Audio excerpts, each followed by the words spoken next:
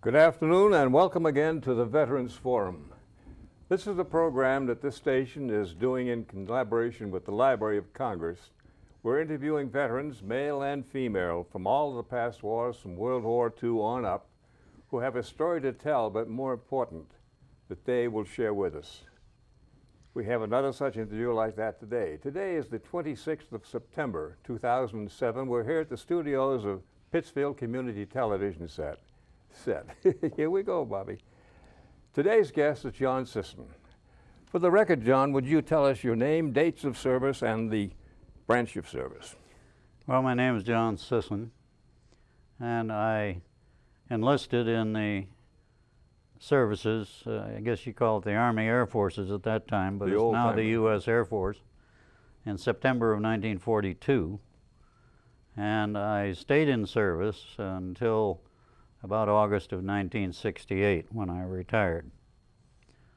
I was born in Pittsfield, and I graduated from Pittsfield High School, and that's where I entered service. Okay, right from there. And I always wanted to fly. Never did before I got in service. So I asked for the U.S. Army Air Forces at the time. And I was fortunate that they decided I was a good candidate for it, so they sent me to Fort Devens to begin with, and I got my first indoctrination there. That was kind of interesting too, because they put us in a barracks, and as you perhaps know, young men, first night away from home and new experiences, there was a lot of trepidation. And we got up the next morning at 5 o'clock in the morning, and we were greeted by shouts and kind of a guttural language that we'd never heard before. And we looked out the window, and lo and behold, we were right next to a compound with German submariners who had been captured off the coast.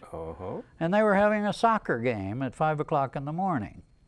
And I'm sure they did it with intent, because they knew there were a bunch of recruits in those barracks over there, and they wanted to wake us up. Well, they did. Anything special about your boot indoctrination, if you will? Well, how you changed in from civilian life to your military life? Well, we went through the usual issuing uniforms and getting getting name tags and IDs and all that sort of stuff. And then they put us on a train. And we were on a train for the next 3 days, going from Massachusetts all the way to Biloxi, Mississippi. Yahoo. And when we got off that train, in those days you have to remember there wasn't air conditioning, and it was coal. And all that coal dust came in those windows, and we were an awful mess when we got there. And of course, the first thing we wanted was a shower and get cleaned up. But that's where we went through what is now considered basic training.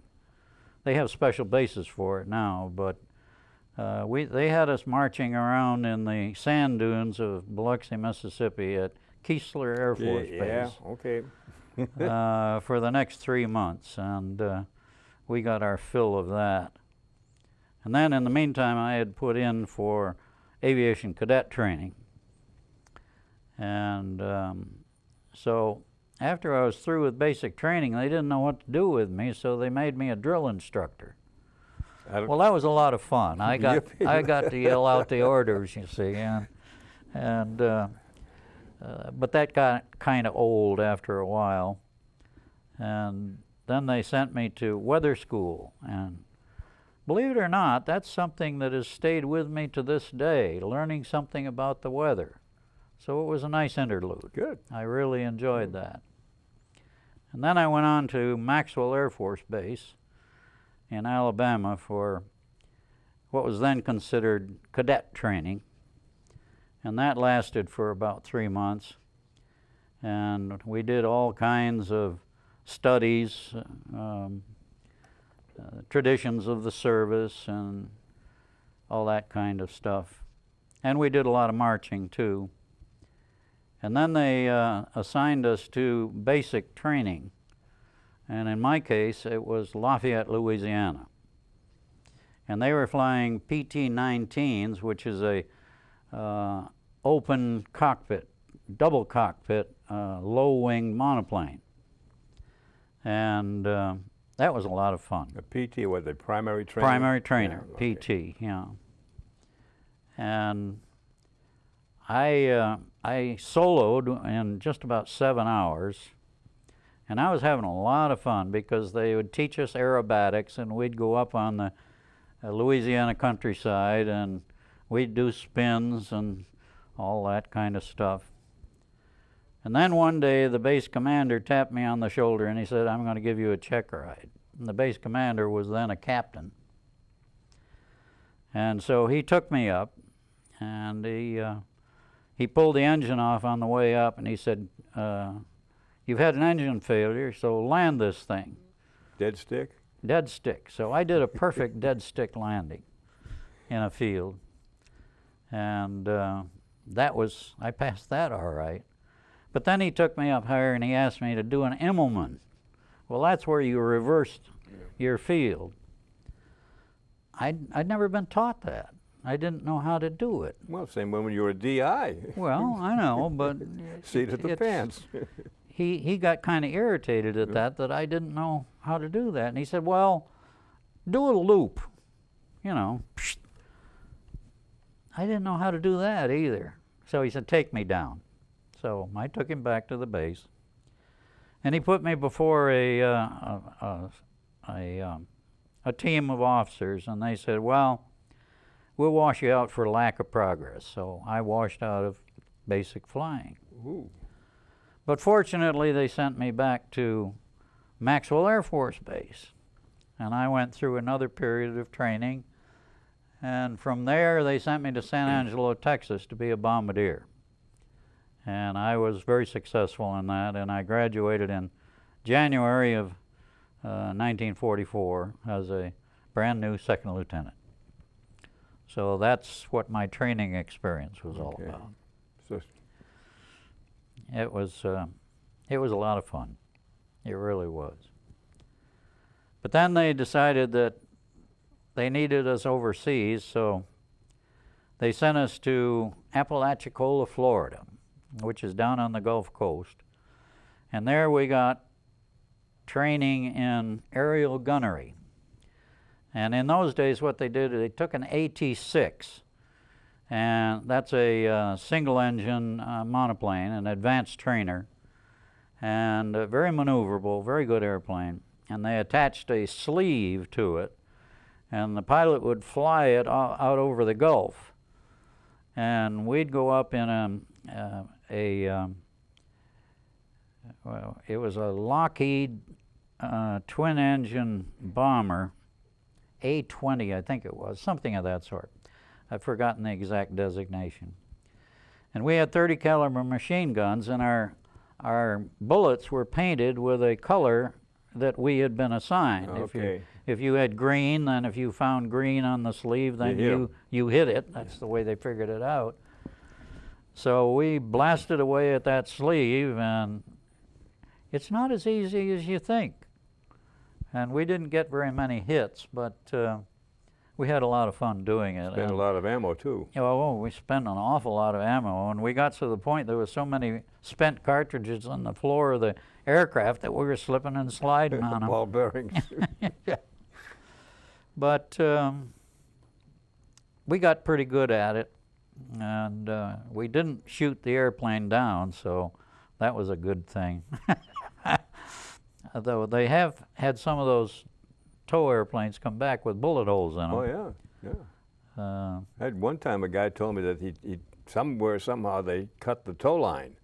Oh. And that guy took off, and you see this dead fella going down. I said, yeah. We didn't do anything good, but that sharp shooting hit it at that distance. You know, there had to be a positive side somewhere. Oh, dear. Well, that was a lot of fun, too. And then they sent me to Boca Raton, Florida for training in one of the new blind bombing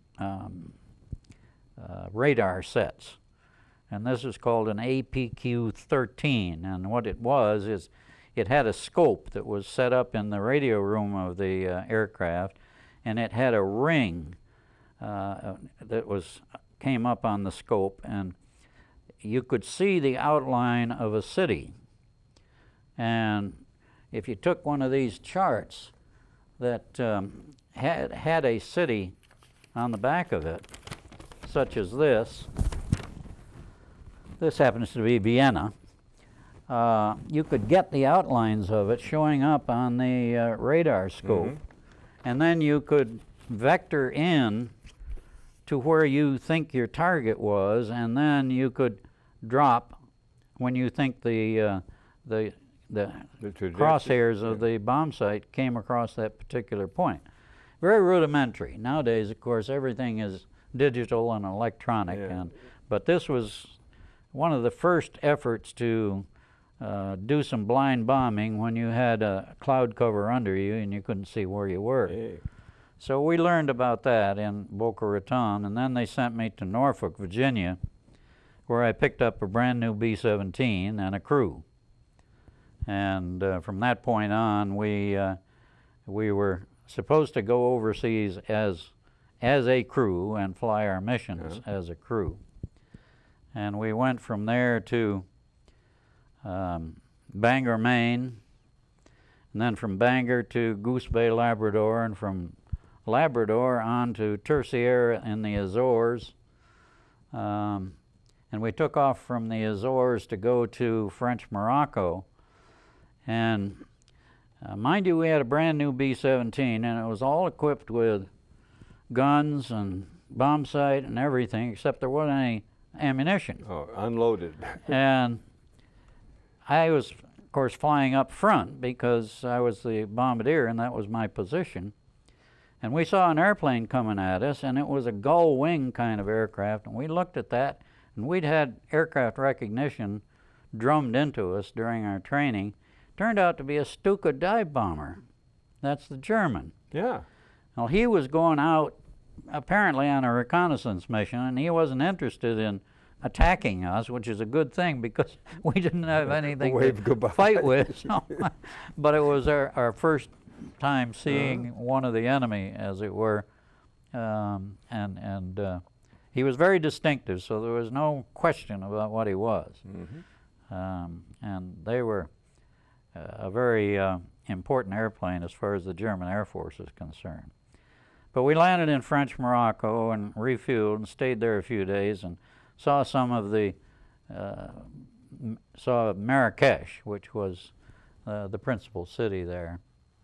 And then we went on to North Africa and landed in Algeria, and we refueled there and then went on to Italy. And you can see where we ultimately landed. If you'll point to that little... Right there? No, the other side of the Adriatic, over there where that little stub sticks out. Here? No, down. Oh, there. Right there. Okay. And that was Foggia Air Base. And there are a whole bunch of air bases in that area for B-24s and B-17s. And that's where we were to fly all our missions from. And that's where what they call the spur of the boot. There's a little bit of a peninsula that sticks out from the Italian boot there, and that's where we were, just a few miles away from that. And so that's where we flew all of our missions from. I ultimately got to fly on 32 missions into Germany mostly. I went to Greece on my first mission because the Germans were pulling out of there at the time, and so we bombed the aerodrome there. And from that point on, we were bombing mostly in southern Germany and Austria. And there were three things that the Air Forces were looking for at the time. The first thing was what we called a ball-bearing war. They decided to go after ball-bearing plants because machinery can't operate if it doesn't have ball bearings. And one of the ways to do this was to interdict the manufacture of ball bearings, and that way their new machinery couldn't operate. Yeah. And the second was to go after their oil. And you've heard of the famous Ploesti raids. Yeah. And I got there, fortunately, the day the last Ploesti raid was pulled off. So I didn't get to go to Ploesti, which satisfied me. I wasn't anxious to go to Ploesti at all. As a matter of fact, the 20th Squadron from our group lost 7 aircraft on that last mission. So it was pretty vicious. And then the other so-called war was after their transportation systems, rolling stock. And we went after all kinds of marshalling yards and bridges and this kind of thing in order to prevent them from moving their goods back and forth, and of course bringing supplies to their troops wherever they were fighting. So those were the kinds of things that we engaged in for that next year. And I stayed there from August of '44 until August of '45, and in the process I flew the last mission of the war, which was to Linz, Austria, and so it was a very exciting time. I'm probably very fortunate in that nothing particularly harmful happened to me. Our aircraft got shot up several times, and but we all came back successfully. Okay. And every once in a while we would come back with one engine feathered, or even I came back once with 2 engines feathered, and the B-17, that grand old bird, brought us back, and there wasn't any problem at all flying on 2 engines. It probably would have been a little difficult to fly with a full bomb load on 2 engines, but after everything was offloaded, the aircraft was pretty much like a kite, and it floated. I do remember one time on a bomb run to, I think it was Vienna, and the plexiglass in front of me exploded, and I felt a whiff back of my face here, and I didn't know what had happened, except that we'd had a shell explode in front of the aircraft, and a piece had hit the plexiglass and broke it. And after I got back to the base, I began to look around, and I said, we must have a piece of flak that came in. And in the instrument panel, I picked up this piece of German flak. This is out of a 88 millimeter shell that burst, and this thing whizzed past me and embedded itself in the instrument panel, and that's how I've got it today. Good. That's as close as I ever came to getting hit by a projectile, and that's close enough. That's close enough. That's close enough. Gillette doesn't make a razor that pretty. No, just for kicks. I'm stealing your thunder, but I'd like the camera guy to see if we can get a real good shot of this. This is just a piece of the flak, right? Yeah. The Germans had 2 types of anti-aircraft guns, and one of them was the 88, which was a shell that's about this long and about that big around. And when it explodes, it's just like a hand grenade. Pieces fly in all directions. And then they had that one. Let me finish on that first. That one had a range of up to about 30,000 feet, 30 to 32,000. Then they had a 105 millimeter shell, which was much bigger and much bigger around. And that one could reach up to 40,000 feet. And we could tell the difference between the 2 of them because the 88 millimeter shell had a black puff of smoke, and the 105 millimeter shell had a white puff of smoke. So we knew immediately what it looked like when it burst and what kind of guns they were shooting at us. I've got some pictures here someplace, if I can pick them out, that'll show you what a what a flak looks like when you're flying into it.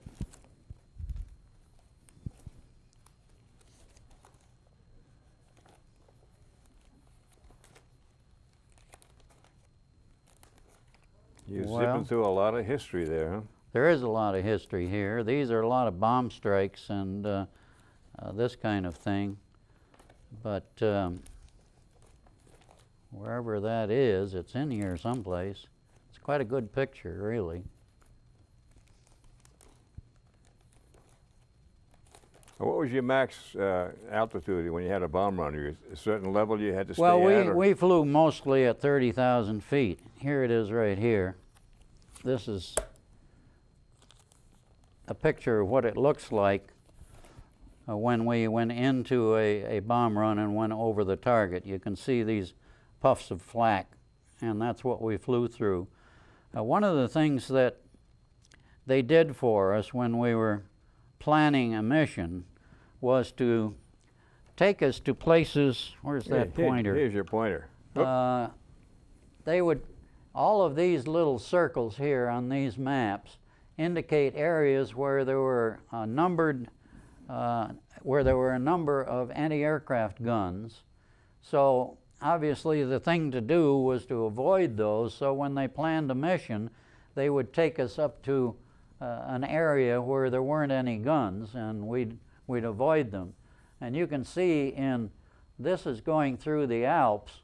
This is a transportation system, and the railroad that goes through here, one of the passes in the Alps, is pretty well loaded with anti-aircraft guns. So that's what we tried to avoid. The only thing is, when you got to your target, such as Vienna, which is up here, you couldn't avoid them. And there's only one thing to do, is you had to fly through them. And that's where a lot of damage happened to the aircraft, and where we really got into a war, and we knew we were in it then.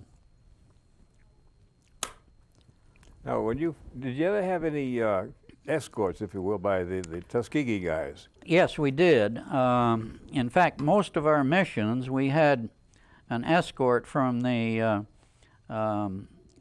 P-51s and P-38s that were flown by the Tuskegee Airmen. And they were located in, I don't know if you can see it, but perhaps over here. They were located in Sardinia over here, and they would fly in and intercept us as we were going on our bombing mission, so that they were flying right along with us when we were going into Germany. And they were excellent. We could tell, particularly the P-38s, because as you will perhaps you will remember anyway, that the P-38 had a twin boom. Yeah. So when it's flying along, you can't see that. So the way they identify themselves when they came up on us was to rack their aircraft up like this so we could see the twin booms, and we knew exactly who they were. And close order drill all the way. Yeah, they say they knew never what they were lost a doing bomber when those guys were around. They did a tremendously good job. I've met with some of them, and it turns out that they never lost an aircraft when they were going on their escort missions. They were excellent. They were very good, and we really appreciated it.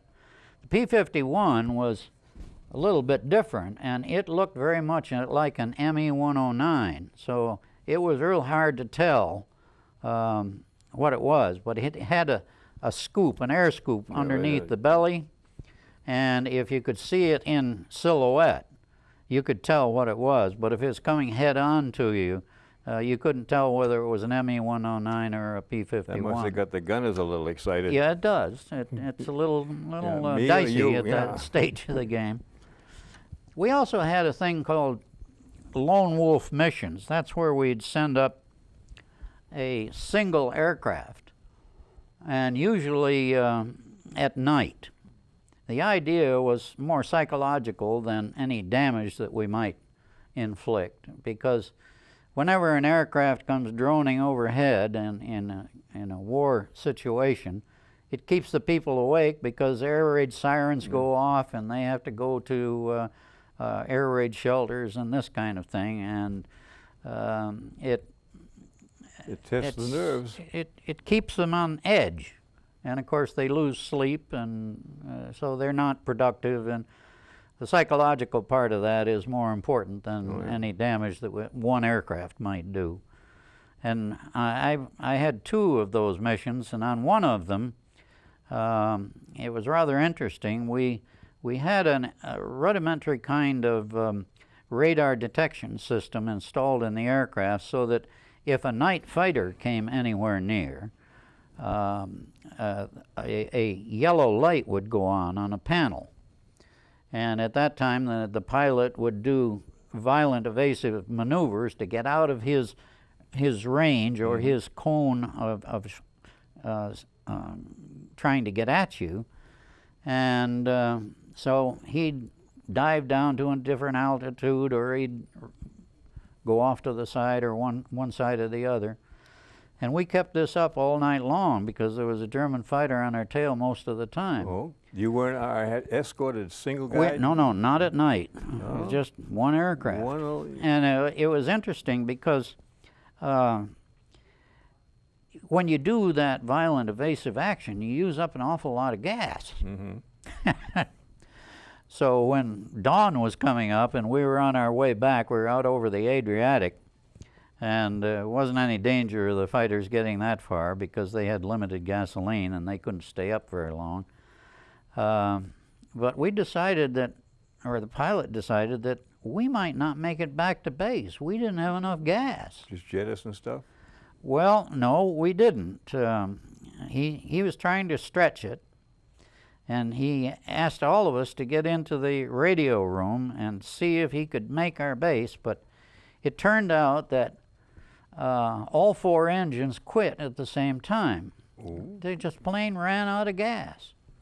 And we were down to then about 500 feet, and he said, "Crash positions." He was yelling back from the cockpit. So we all piled into position, and the way you do that, you sit with your back against the bulkhead and you hold the guy ahead of you in the back of the neck like this, so you don't get whiplash, and everybody just in a line. Down the line like dominoes. All 8 of the remaining crew members.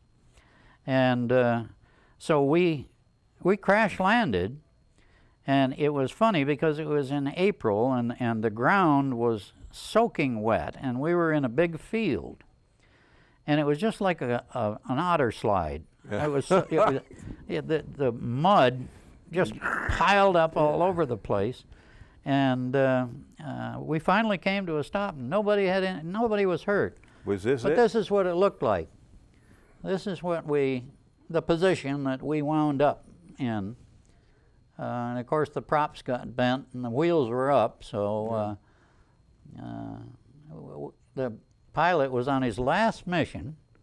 He made a perfect landing, a belly landing, and that's what it looked like. And he walked away. That's me looking in the front of the aircraft there. As a matter of fact, what I was doing is getting the bomb sight out of there because I wasn't going to leave it with the aircraft. Was that the Norden bomb site? Norden bomb site, yeah. And so that was kind of an exciting mission. I like the way you say kind of exciting. You know, everybody's got white knuckles, but Big Well, John sitting there cool. Remember, we were young in those And didn't days. We know were in diddly. our 20s, Yeah. and we were invincible. Oh, yeah. That's the way you have to be when I you're know. going into this kind of a thing. But that's what they wanted. Yeah, If you had a guy who was old at 25 and did a little thinking, you wouldn't do it. Put him on a desk someplace. You wouldn't Now, do it. You've got all kinds of good stuff, and I'd like to, if you will, we talked about that before when we were talking. Yeah. If you give us a little run through some of these, they're very interesting. Well, okay. Let's see what we've got here.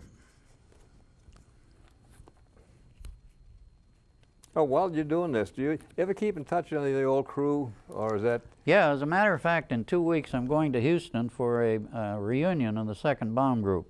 Good. And the only member of my crew that's still alive is my co-pilot, and he lives outside of Houston, so he's going to be there. And we do this about every year, so it's kind of exciting to see these guys. Here is a what they called a Lobau oil refinery, L-O-B-A-U, and that's in the Danube, and we hit it. How's that? Is that pretty good? Wow. We hit it square, and that's what it looks like when you blow up a tank of oil or gasoline. And of course, every time we went on a mission, we had a camera with us, so we were able to take pictures of what we were doing, and we'd take them back, and the intelligence people would go over them and plot the bomb strikes. Here's another picture. This shows a bomb strike on a. You can see that right in here there is a where my thumb is. There's a marshalling yard that goes through there, and that's what we were after, part of the transportation system. Here's another picture down below, which shows a rack of bombs going down. See that? Mm-hmm. Can you put that top one back just for a second? I have a. Yeah. Are those black spurts? Is that your AA coming at you? Flak anti-aircraft? Yes. Yeah. There's one right in here. Those are anti-aircraft bursts. Wow. I don't know if you can see these because they're rather tiny, but this is an aircraft that took a direct hit over Debrecen, Hungary, and it flew back, believe it or not. And the only thing that was holding it together was the top stringer and the catwalk. And it came back with 3 people were killed and 2 people were wounded. And what they did is they cut this section out of there with a couple of other destroyed aircraft, and they put it back together and used it as a platform for slow timing engines. And I've flown in it several times, and it was so light because it didn't have any armament or anything in it, and it was just like a kite. I mean, that thing would float through the air. Of course, the B-17 was a very graceful bird, and that big wing that it had there was the thing that kept it in the air. Here's some more pictures of bomb strikes that you might like to look at.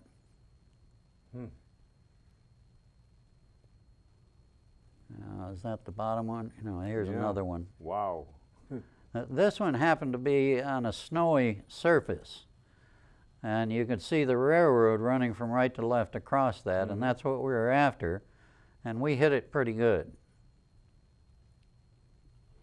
Let me ask you a question. I've had a couple of other guys who are, they say, airmen, flyboys, what have you, and I was told, and you can confirm, deny, or plead nolo, that whenever a bomber was struck, if you will, they'd let the wheels down, and you would be escorted to, shall we say, a safe landing place, not necessarily the US of A property, but is that true? That did happen, but it depends on your enemy, whether or not they feel like doing that or whether they would prefer to just shoot you down.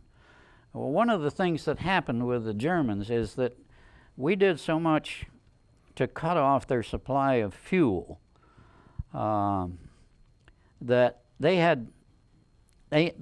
would send up their squadrons of fighters with only partially full tanks. For one thing, as the war was progressing into 1945, they had a lot of defections because these guys knew that they were going to lose the war, and so we had a number of them come back to fly right back to Italy and give themselves up. And so that with a partially full tank, they couldn't stay in the air very long. So they'd make 1 or 2 passes through a formation and then split off and go back to their home. base. So that showed us that our attempts to limit the amount of oil and ball bearings was really having an effect on their active duty force. Here's another shot that shows, this is what we call bombs away. It shows a string of bombs going down from several different angles. And it's marked there so that you can see the bombs. If you look in the cloud at the top where the horizontal red mark is, you'll see some little dots. Well, those are bombs. And you can see them along this line too, as well as along this one right in here.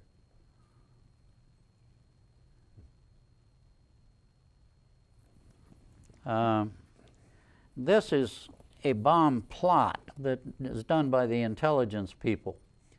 And this shows where the bombs landed. Now you can see in this area here where they have circled it, you can see a lot of little dots. Well, what they do is they put a little dot on the picture in order to show where each bomb hit. And they can do that by seeing the exploding puff that happens when a bomb blows up.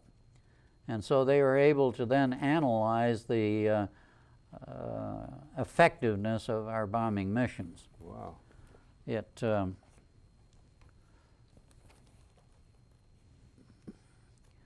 Here again is another way of showing the effectiveness of a bombing mission, because if you draw a circle around the place where you're aiming, this then can show you how effective it is by plotting the explosions within those circles.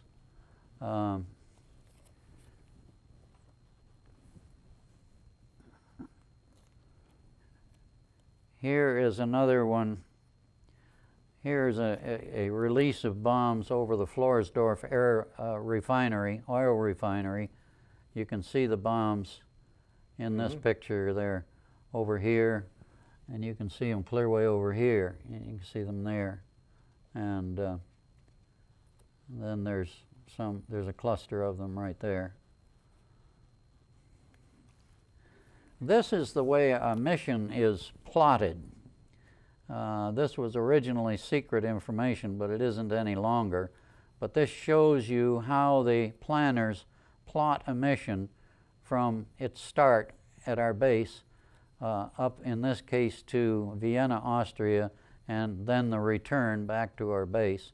And they, this is what you see in the morning briefing that you go to when you go into the briefing room. Here's another picture of exploding bombs in the Vienna area. You can see the puffs. Pretty concentrated too. Yeah. Now, did you do any, I don't know the proper term, but I'll call it blanket bombing, or did you just? This is pattern bombing. Pattern bomb, okay. The idea in those days, we didn't have pinpoint bombing as they do today. I mean, with the electronics that they have today in the services, they can put a bomb right to the down building. a manhole if they want to. We couldn't do it then. We had to make a pattern. And the way we did it is we flew as a group. Now the group had 28 aircraft in it, composed of 4 squadrons of 7 aircraft each. We had a high squadron, a lead squadron, a low squadron, and a tail squadron. And if you visualize 28 aircraft in that kind of a grouping, then when they all drop their bombs on the lead aircraft, those bombs are going to fall in a similar pattern on the ground. So if you're going after a marshalling yard, like we did in Vienna many, many times, and in Munich, which are large marshalling yards, the idea was to replicate that pattern on the ground so that the bombs would fall in that particular area. And that's the way we did it. Obviously, in those days, there was inevitably there would be bombs that dropped outside of that aimed circle. Today they call that collateral damage. Well, it was inevitable that that would happen. It's just the nature of things. Now, were you ever the lead bombardier, if you will? Yes, I was. I flew as squadron bombardier for a number of missions, and then they made me group bombardier. Okay. Because I was pretty good at aiming that bomb site, and that's what they're looking for was accuracy. Amen. I had my misses too, though. I didn't hit them all. Well, what the heck? You know, 1 out of 2 isn't too bad. Now, seriously, but one of the fellows that we've had here before, he was a nose gunner, and also he said his job was that when they were second or third in the flight, his job was to take a toggle. Yeah. And when he saw the lead ship salvo, he'd push that toggle, and then everybody after him would salvo their loads too, so that bing, bing, bing, bing, bing, right down the line. That's the idea. When the lead bombardier, when his bomb bay doors are open and you see the bombs come out, that's the signal for all of the other aircraft to drop theirs. And it worked very effectively. So and of course we flew a very tight formation. Nowadays an airliner comes within 1,000 feet of another one, top, bottom, or to the sides, and they get all excited. In those days, we tucked our wings right in close, and we were a very tight formation. And we did it deliberately. And it took a lot of flying skill to do that. And to stay there and get out of the prop wash and keep everything going. Absolutely. Great. Would you give us a little walk through here? We talked about that before. That's a real interesting Well, this article. is a great publication. It's I don't know if it's available on the newsstands, but this was a 2004 edition. But it had a lot to do with the B-17 Flying Fortress, and that's what it looked like. This was my position right here in the nose, and that's the best position in the aircraft because you see everything, absolutely everything. And last year I got to fly in one of these down in Nashville, Tennessee. Oh, the Confederate Air Force? Well, no, it was the 390th Bomb Squadron that has its own aircraft. There are only about a dozen or 15 B-17s still flying. But this one was making a tour of the United States, and they happened to come through Nashville. And I saw an advertisement in the newspaper, and it said that anybody that had flown in combat in a B-17 would get a free ride. So I went down there and I got a free ride, and that was a great thrill. Yeah, that was good. But this has a lot of information about the B-17, how it was developed and what it looked like, and as it turned out in time, various additions were made to it, like the nose turret and the tail turret, and this shows you some of the early configurations, but it evolved from about 1935 into the configuration that we flew in the war, which had the flaring on the tail and the nose turret and the tail turret back here. These were all additions as time went on. It's a grand old bird, I'll tell you.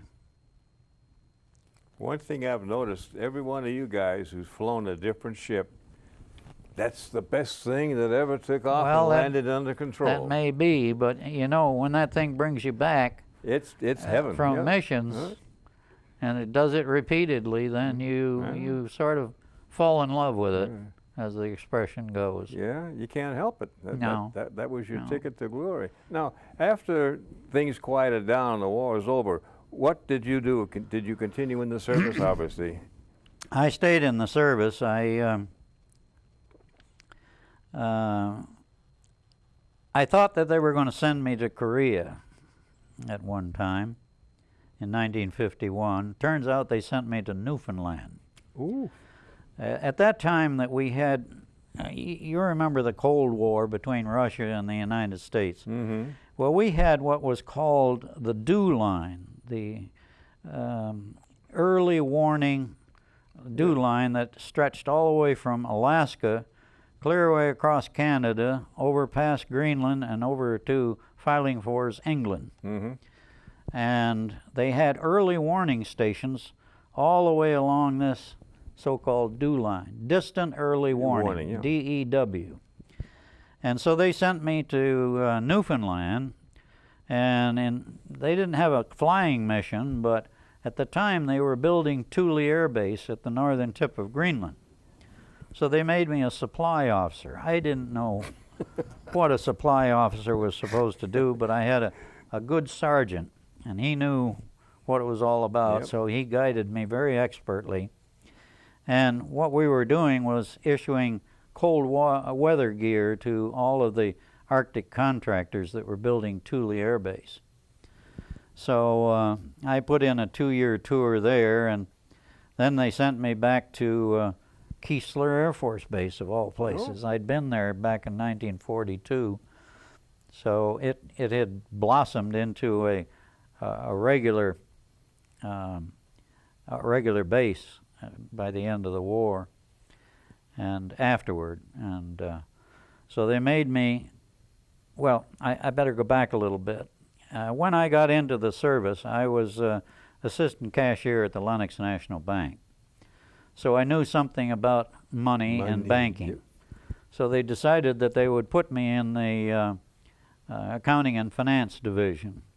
And they made me director of accounting for the Technical Training Air Force, TECTAF we used to call it.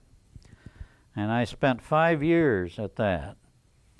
And then they finally decided, well, we've got to get this guy an education. So they sent me to Ohio State University, and I got a bachelor's degree. Good for you. And after that, they decided, well, he's been to the Arctic, so the best place we can possibly send him is Sandestrom, Greenland. And so that's where I wound up. So you were completely untrained but qualified to take the job. I was qualified to take the job. How long did that last, John? Well, I stayed in Sandestrom for a year, and I'll tell you, I didn't have very much to do with accounting and finance there, so the base commander made me the briefing officer. So anytime we had any visiting people coming through from the United States or for Denmark or Great Britain, they'd have to trot me out, and I'd give them a briefing on what Sandestrom was all about, what our mission was, and so on. And inevitably, these people would want to go fishing. They wanted to fish for char, Arctic char. That's one of the greatest fighting fish you ever run into. And they abound in the Greenland fjords. Okay. So I got to do a lot of fishing. Did you so do any was writing for hunting and fishing magazines? That was a good tour. Now, all very this good time tour. going on here, where and when did you get married? Because I know you weren't a bachelor all the time. No, after the war, I married, and I was married for 56 years until my wife died about 4 years ago. Oh. She had not Parkinson's, Alzheimer's. And I guess I better relate a story to you. When I was growing up in Pittsfield, I lived next door to the Palmy family. And they had 3 girls, and Mr. Palmy was an engineer in the General Electric Corporation, and he came from Vienna. Well, that was kind of interesting because when I flew my missions during the war, I frequently went over Vienna and I bombed that city. Well, when the war was over and Mr. Palmy wanted to know what I had done, and he knew that I'd flown over Vienna, he wanted to see pictures, and I showed him these pictures. And he pored over them one time, and he said, now this point right here, he said, there's a bomb went off there, And he said, "Do you know where that bomb came from?" And I said, "Yeah, it came from our group." And he said, "Do you know that was my home?" Oops. Ooh. And it turned out that I can't say that the bomb from my aircraft was that bomb, but I can say that the bomb came from our group, and it destroyed his family home. Fortunately, nobody was there. Thank goodness. And so they were all in a bomb shelter. And it's interesting that I was married 2 years ago to Irma, who was his first daughter, and she's now my wife. Wow. He's getting back at you. Well, I wouldn't put it that way. Now, she's here with us, folks, and she's smiling like all get out. I wouldn't Wonderful put it that gal. way. She's a great girl. Yeah. Well, kind of wrap it up a little bit, I guess is the best way to put it. With all this experience, so when you retired, what was your rank? I was a lieutenant colonel. My last duty station was the Pentagon, Oh. where I spent four years. They call it the Puzzle Palace, and it really is. Just to find where you belong? I was in accounting and finance again, but then they got me into what they called data automation in those days, which was, if you remember the old punch card system that they used, and we were trying to develop information systems. And they're pretty sophisticated nowadays, but in those days they were very rudimentary. And so I was involved in that kind of work, figuring out what to do with how to automate all of these information systems that are so popular today. Yeah. Were you back at the time when they had what today as a computer would fill a whole room or a wing? That's right, yeah. That must have been fun. They had these big cathode ray tubes that drove these machines, and they were hot, and they had to air condition the whole building, because these things, if they got too hot, they'd blow up. And nowadays you've got a little bitty computer that you sit on your own desk, these laptops, and they do more than those big things used to do, and they cost millions of dollars. It's technology has really it's scary. Exploded. I know. It causes us grief at home. I don't know about you, but our grandkids come to visit and they have an iPod and their thing, and the minute they get in the room, "Where's your computer, Grandma?" That's right. I don't have one. How, boy? You'd think I've been back you're in the old days, times. chiseling the wall of the cave or something like that. Well, in maybe 4,000 words or less, how would you, I'd say, wrap up your experience in words of wisdom to the guys coming along? Well, let me put it this way in a very few words. Even though I'm in my 80s, if they called me back into the service today, I'd go back in. Amen. Good. It's very good. Yeah. In fact, I'm of the opinion, and I'm sure not everybody is of this opinion, that all young people should have at least 2 years of military service. Mm-hmm. Yep. I know they do that in the Israeli army, and they have both men and women go through 2 years of compulsory military service, and I think that's a good thing. Well, it helped, I think, straight, because other guys than you have said the same thing. Yeah. There's some of the, if you will, discipline follows on and gives you the ability to think right and wrong, and then hopefully have the guts to make the right decision. It really is a good preparatory school, if you want to look at it that way. And the longer you live, the more you realize that. Yeah. It was good for me. Amen. Yeah. Well, you've been good for us, and I'd like to say thank you. Yes, sir. And come back again sometime. We're going to have a reunion. I don't know where or when, but we're going to do great and wonderful things. I'll be here. I hope so, and I hope I'm here too. Yeah. Well, we want to thank you for listening and hope that today's program, like the others, gives you some idea as to what went on back in, quote, the old days, and hopefully it'll, as John said, give some of the guys and gals a chance to grow up and appreciate what life is all about. For those of you who have yet to come and join us, the latch string is out, as they say. Anybody and everybody, male and female, is more than welcome if you have a story to tell and you want to share it with us.